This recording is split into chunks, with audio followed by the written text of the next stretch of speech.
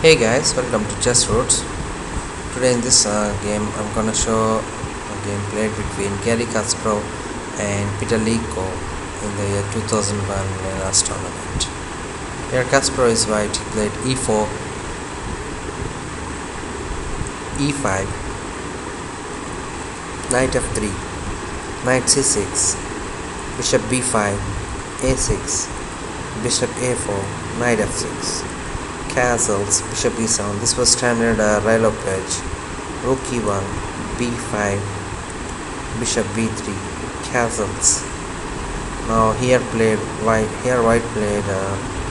As we know that after this move, we used to see moves like c3, threatening to play d4 and giving a retreating square to this bishop. And after d6, h3 can be played. So for example, let us say c3. If you play more like knight f5 can knight e3, so d6, say d6, h3, preventing bishop g4. And if you play more like knight a5, bishop c2, c5. This was a regular Rilo patch, but in this variation, after c3 there is a gambit called martial attack. This is simply played d5. Martial attack is after c3 d5. After e into d5, knight into d5, knight into e5, knight into e5, rook into e5. c6, bishop g6. Black will have a very good attacking chances. Sorry, mouse is not really good. So Kasparov didn't want to avoid to play martial attack, so he played a4. Now martial attack is not possible because black is simply threatening to capture this pawn on b5, and this rook is under pin. Bishop b7 supporting this rook on a8, d3, d6, knight bd2, knight a5, bishop a2, c5, knight f1, rook e8. Here Kasparov played knight e3. As we discussed this position many of times, the main idea of knight e3, knight f1 and knight e3 is to sit on knight f5 or knight d5. But some players, some grandmasters like Vishwanathan Anand has improved most like bishop g5, and then he plays knight e3 in view of he can fix this knight on e3 for some more time instead of giving this bishop passively. But both lines have their own merits and demerits.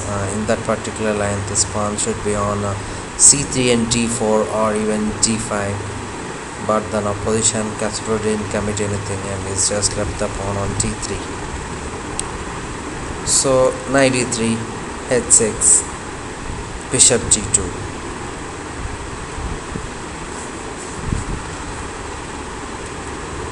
Here I think Leko played a mistake, a positional mistake, by playing a move called c4. c4, he simply saw one threat. After capturing d into c4, this bishop diagonal is closed and you can even grab this one. But the main thing is he's simply opening up all the files, ranks, diagonals of the bishop without his knowledge. See, let us see how Kasparov will continue. Bishop c3, a very good positional move. Now bishop c3 not only just giving this square for this queen or knight. Now he can keep pressure on this c4. This c4. So queen b6, knight d2, knight c6,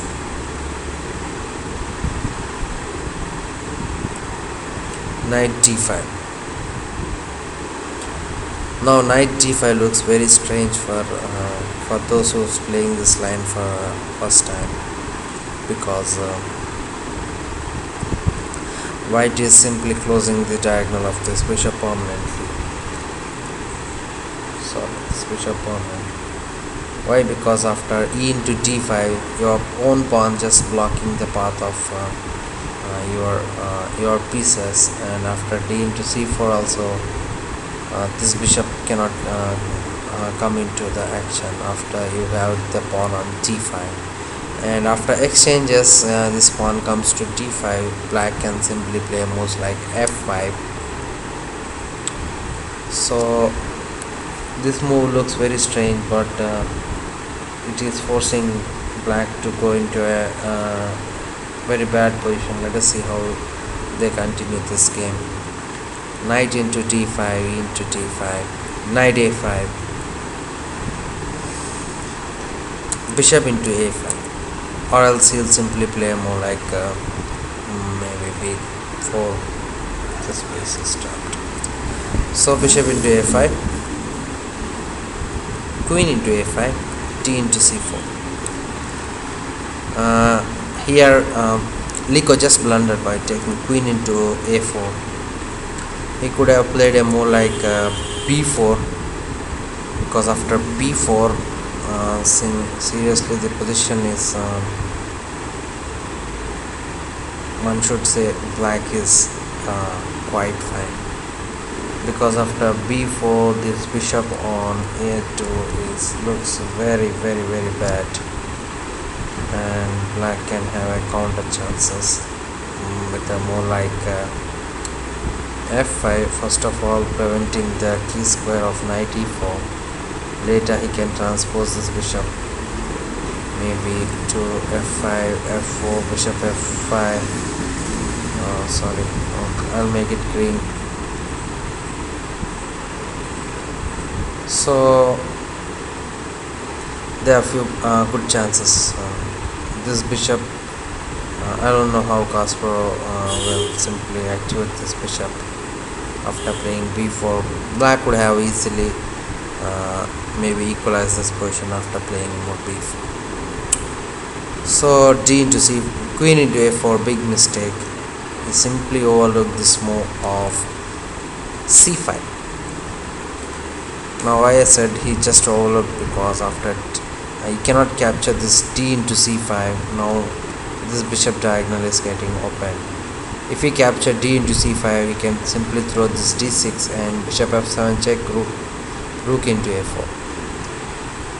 See, let us see d into c5, d6, bishop d6, bishop into f7, and this queen on a4 is not supported.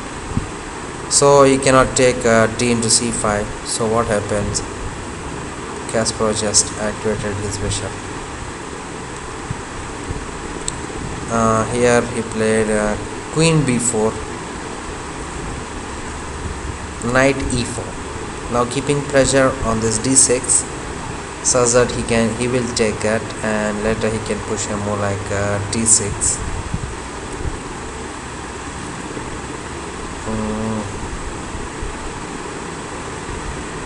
So if you capture dc5 now, now there is no like c3, queen into b2, rook e2, queen a3, and now d6.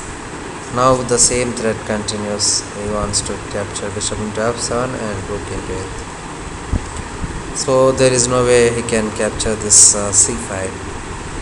Queen b4, knight e4, queen into b2,